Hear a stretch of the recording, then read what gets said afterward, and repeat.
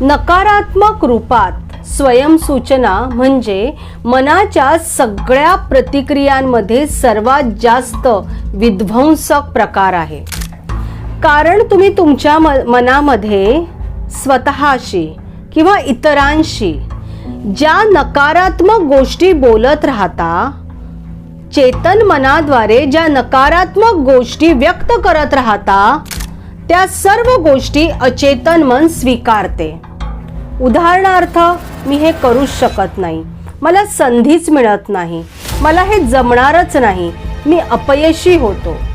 अशा प्रकारच्या सूचना जेव्हा तुमचे कॉन्शियस माइंड सबकॉन्शियस माइंडला देते, तेव्हा हे सर्व सूचना तुमच्या अचेतन मनामध्ये सबकॉन्शियस माइंडमध्ये रुजले जातात.